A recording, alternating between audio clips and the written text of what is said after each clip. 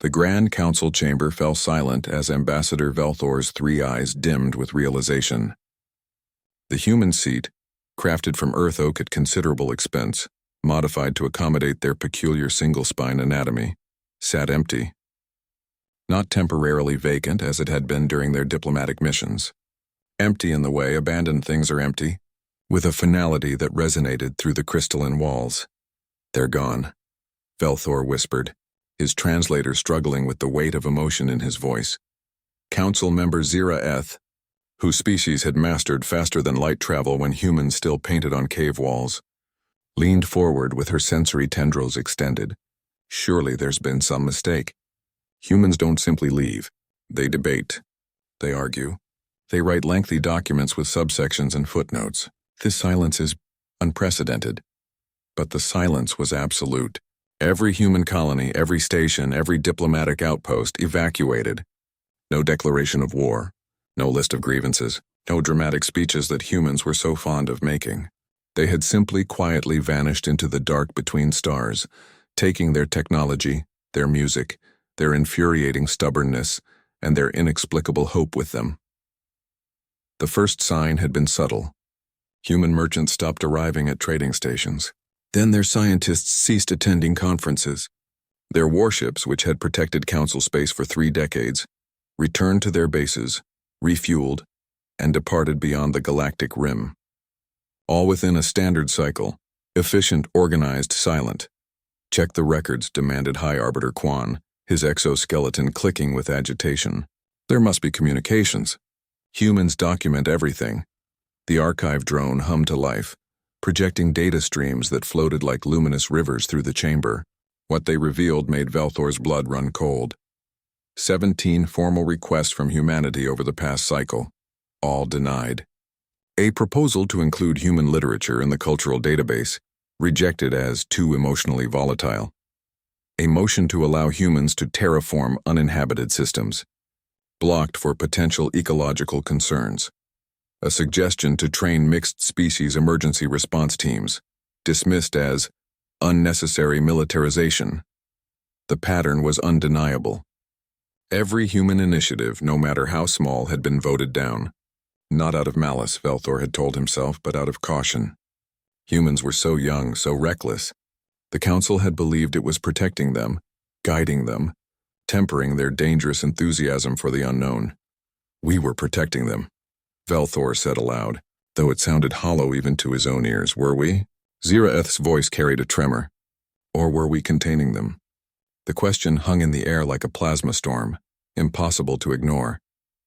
Councillor Thexam, whose people had voted against every human proposal for the past 5 cycles, finally spoke. "They asked to explore the void sector. We said no, too dangerous. They asked to attempt contact with the crystalline entities. We said no, too unpredictable. They asked to research quantum consciousness transfer. We said no, too experimental." His bioluminescent skin flickered with shame. "We said no to everything that made them, them." The archive drone continued its pitiless revelation. A human child's essay, submitted to the Galactic Education Network, had been rejected for promoting dangerous individualism. A human composer's symphony had been banned from the cultural exchange for excessive emotional manipulation. Even their cooking, their seemingly harmless food preparation, had been restricted after complaints that the overwhelming variety of spices and flavors was culturally aggressive. Velthor remembered Ambassador Chen, the last human to sit in that empty chair. She had smiled, always smiled, even as motion after motion was defeated. "We understand," she had said, her face betraying nothing. "The Council knows best." He had taken it as acceptance. It had been a farewell. "They didn't even condemn us," Zira Eth said softly. "That's the worst part, isn't it? They just left." The implications crystallized with horrifying clarity. Humanity had been the Council's strong arm, their explorers, their fighters when fighting was needed. They had protected shipping lanes, mediated disputes, and thrown themselves into dangers that other species calculated carefully around. Not because they were stupid, Council intelligence reports had long since disproved that comfortable assumption, but because they possessed something the older races had lost or never had: an irrational, Beautiful, terrifying willingness to hope against hope and act against odds. Activate the emergency beacon, Quan commanded. Send envoys. We must negotiate their return. With what? Velthor asked bitterly. We have nothing they need. They've been self-sufficient for 2 cycles. We just didn't notice because we were too busy telling them no. The archive drone displayed one final image. A message, brief and devastating, left in the human embassy. Not on their advanced quantum communicators, but written by hand on actual paper. A deliberate choice.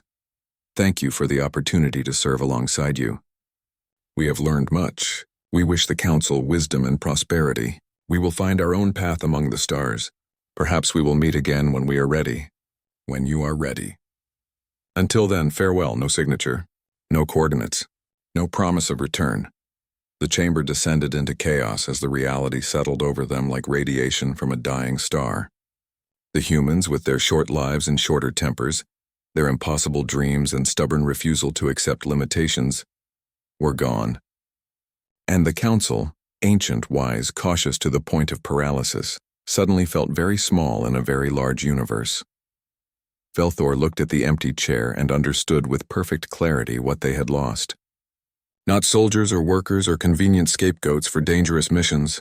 They had lost the one species that still believed tomorrow could be better than today, that the impossible was simply the not yet accomplished, that the universe wasn't something to be carefully managed but something to be wildly, recklessly, beautifully explored.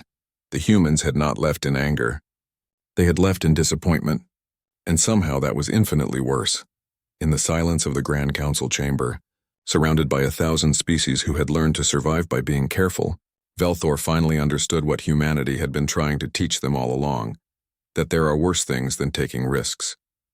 That safety, pursued too zealously, becomes its own kind of cage. The humans had simply decided they were done asking for permission to be free, and without saying a word, without firing a shot, without even a whisper of recrimination, they had shown the Council exactly what they had lost.